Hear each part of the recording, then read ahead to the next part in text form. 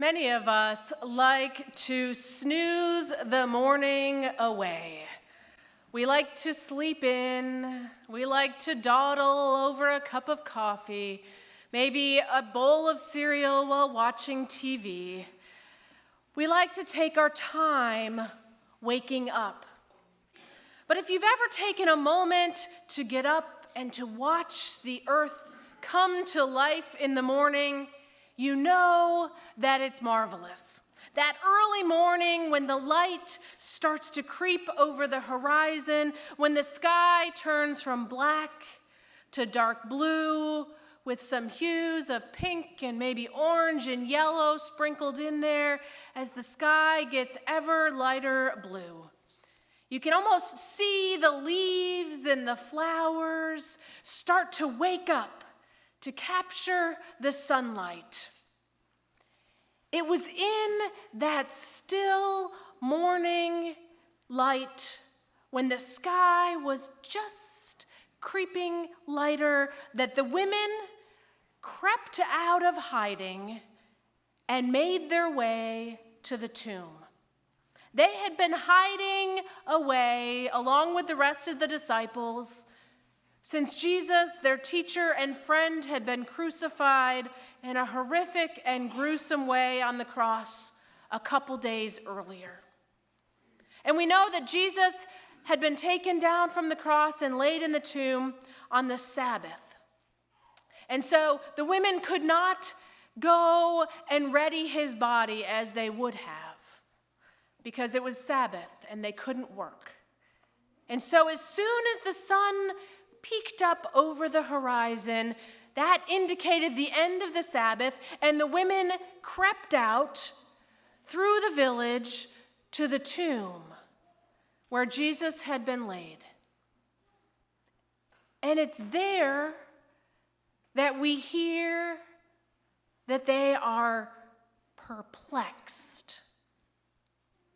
They are terrified because the tomb is empty, as the story tells it. They weren't taking in the amazing sunrise. They weren't noticing that the scraggly plants were waking up. They weren't noticing the dew that might be sitting on the ground around the tomb. They were shocked. They were worried. They were puzzled. Because they stumbled on something they did not expect, something they had no experience with, something they didn't know what to do about. But then the two men in dazzling clothes, who we don't know who they are, but the women hear the words of these two men. And they remember.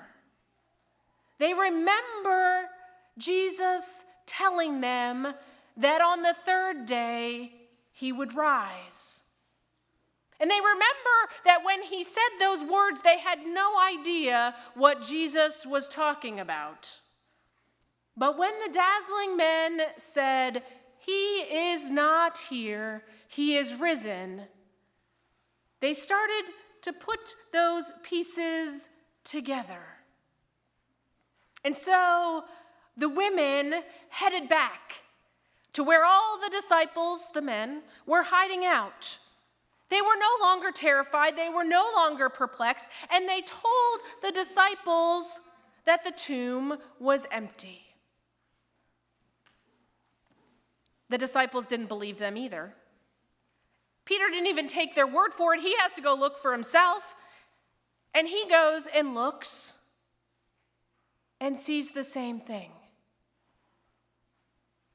Now, I'm guessing on Easter morning, those of us that have gathered here for worship know this story. We know what they find in the tomb, or don't find, as the case may be. We know that the story has it that Jesus dies and then is raised. But sometimes we want to sleep our way through this story, perhaps because we're cozy in our beds. Now you all have gotten out of bed, so good job. but also perhaps because it's easier to not witness something that we cannot understand. Now, Rachel Carson, an environmental writer from the 60s, says this: if a child is to keep alive his inborn sense of wonder, he needs the companionship of at least one adult who can share it, rediscovering with him the joy, excitement, and mystery of the world in which we live. If we let it, together, we can rediscover this story and see the joy and the excitement and the mystery of the resurrection. We can allow ourselves to awaken to the idea that God is doing a new thing. We don't have to understand it. We don't have to be able to figure it all out. We can let the joy and the excitement and the mystery be enough. We can allow our souls to be awakened. We can see that God is doing a new thing. We can trust that God is bringing beauty where there is seemingly none. We can believe that God brings joy when there is only sadness. We can know that God brings hope when there is anything but. And we can be like Peter, amazed. On Easter, I don't know about you, but some people in my house spring out of bed, eager to hunt for some eggs and eager to look for baskets laden with chocolate. And yes, that's exciting, but we should be springing out of bed to see what new thing God is doing. Not just that first Easter morn, because something surely happened that day that took the disciples out of hiding from being perplexed and terrified to being amazed.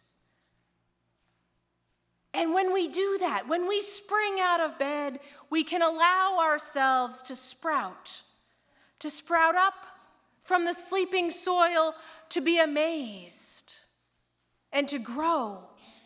We can allow beauty to burst forth from darkness. So friends, this Easter, we can be awakened. And living the words of Mary Oliver, it's a serious thing to just be alive on this fresh morning in this broken world. God is doing a new thing. God is doing a new thing in us and in our world each and every morning. So let us allow our hearts and our souls to be awakened anew this Easter and every morning.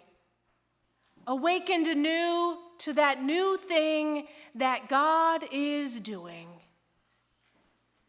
May it be so. Amen.